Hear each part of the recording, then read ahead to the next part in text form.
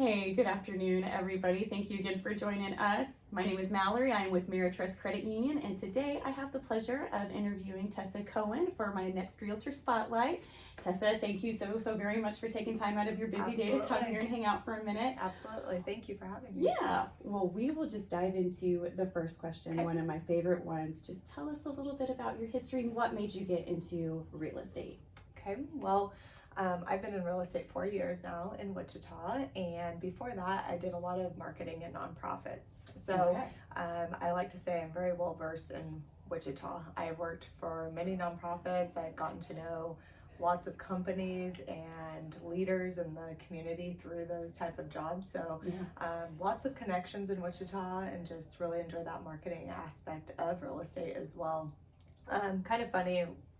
Back in college, I really wanted to be an architect. So that's kind of where my goal started. And then I kind of changed to interior design. And then I got engaged and married, and I ended up in Wichita, and Wichita State didn't offer either of those programs. And so I transitioned into marketing and really enjoy that, but have always had this kind of like pull towards homes, real estate, design, and that sort of thing. So after we had our final child, I decided just to take a risk and go for it. And so that was about 4.5 years ago. I jumped into real estate and just put kind of my passions all in one bucket, and have really enjoyed it. So that must be really interesting to have that kind of background where you have the architectural and the interior design. Like, to me, that seems like it would translate very well to the real estate market and everything. It just kind of gives you a different eye for different things that maybe not everybody would be out there looking at. Yeah, I actually love going into homes with people that are willing to maybe make some changes, because I do feel like I have a pretty good eye for like, well, if you did this or if you did this, it could be perfect for you, and kind of I can visualize a little bit more. I think than maybe someone else might be able to. That's an interesting edge really to have. Fun. Yeah, absolutely. Yeah. Well, cool. Well, speaking of architecture and interior design and everything, like, what do you think would be something that a home would have that just really just checks that box for you? Like, I always joke about how my next house is going to have a bathroom the size of a garage, just something massive. So I would like that. Yeah, right. So what would be something that you would just like, man, my next house, right? I really want to have that. That's really important to me. Well, it's really hard to narrow that down. Well, I always tell my buyers, give me your top 5 things. Like, it must have 1, 2, 3, 4, and 5, because I think a lot of times we get into a home and it might have all 5 must-haves, but then you're like stuck on one thing. Yeah. And truth be told, it's very unlikely that a house is going to have absolutely everything you want, because it's hard to do that unless you're wanting to build or it's something like hard that. to find perfection too. It is. And so I think being flexible enough to say, like, if it checks all 5, maybe 6 and 7 or something we could add or we could change or something like that. So anyways, back to your question. That's really hard to narrow down, because I look at a lot of houses and I like all different things. You can give me a couple examples. So just some things I like, maybe. I love character. Okay. So love new builds that are custom and you can add your own character. Love older homes that have that character, and maybe be able to modernize that. So character in a home is big for me. Yes.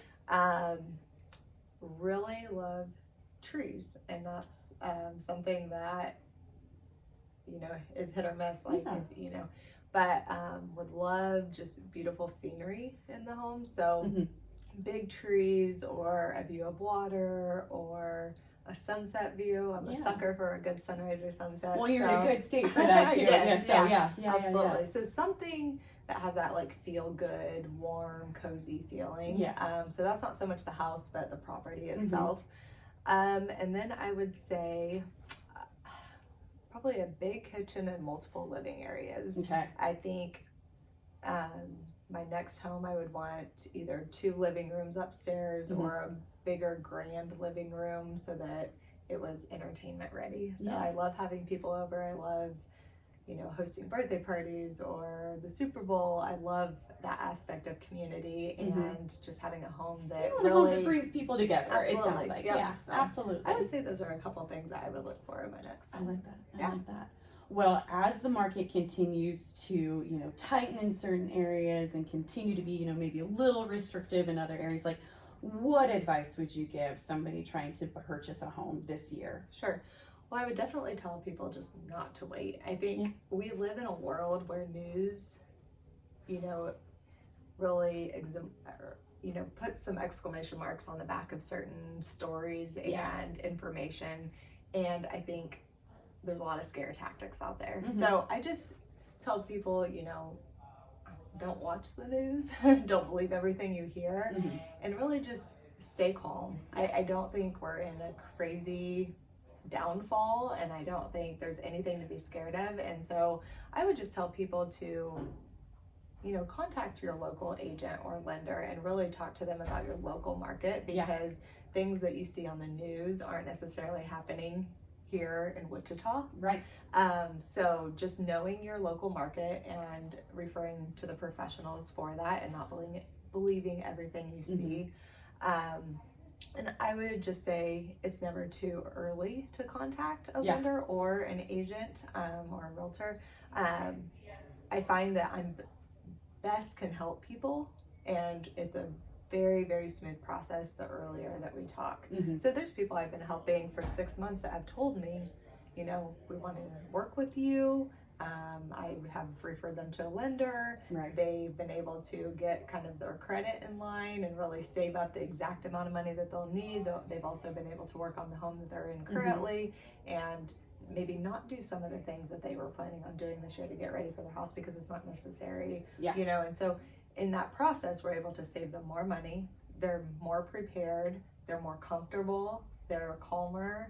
And then the process is just so much smoother and enjoyable and fun. And that's, I think, something big for me is that it's such an exciting time for people. It should be fun. It should be something Absolutely. I love closing days because it's a celebration for everyone. It's you made it. You crossed the finish line. You bought a house. Like that's pretty cool. Like I remember back, you know, middle school, high school, and it's like who cares? I would never be able to buy a house. Like, you know, it's like this big, like long goal that doesn't seem possible. And then, you know, I help a lot of first time home buyers, and I love that process because it's a teaching process. I also coach basketball, so I feel like I'm a little bit of a coach for all these people. And, you know, there's 21, 22, 23-year-olds that are able to buy a house. And they, in the long term, are building financial security for a really long time to be able to do that. And it's not as hard as everybody thinks. And I wish people understood that a little bit more. So well, and I think you hit the nail on the head just as far as, okay, I'm going to establish expectations. We're going to create some goals, and then I'm going to help you meet, if not exceed, those goals. Just so when you are ready to take that next step, you're doing it with full confidence, and you know that there's not going to be anything that's going to come out of left field. And there goes our house of cards. So I think that has been a very consistent theme with that too. Just, hey, keeping it all in perspective and just don't give up and everything. And just listen to the professionals around you and everything. So no, that's great. And on the flip side of that, I would say, you know, I've had people contact me and say, oh my gosh, this house down the street just went up for sale and I've always wanted this house. And in 12 hours we've been under contract on that house, and they hadn't contacted a lender and they hadn't been in touch with me. So I don't want to also tell people you can't make something happen quickly. This is very true. So I kind of pride myself on relationships, and you're great, and I've worked with you on several of those instances where it's like, hey, can you work this quickly? And we're able to work really quickly and get people to their goal faster than they think too. So nothing's impossible. Oh, for sure. So and everybody moves at different speeds. It's never too early and it's never too late either. So don't think that, you know, if you see something pop up, don't just say, oh, I wish I would have. Yeah, there's no chance. It's never too late. And maybe, you know, there's something else like that available that you don't know about either. So well, you heard it from the best. Definitely keep your options open. Don't give up. And it sounds like there's never a time never a worse time to. There's never always a bad time to start. Yeah, exactly. There's never a bad time to start. Thank you. Words. It's Friday. All right. Well, thank you again very, very much for coming out here and spending some time with me and everything. Absolutely. So we always look forward to doing business with you and everything. Likewise. We look forward to do that in 2023. Absolutely. So, all right, guys. Well, thank you again very, very much for spending some time with us today, and we'll see you again soon. All right, cool. Awesome. Was that good? That was perfect. Yeah.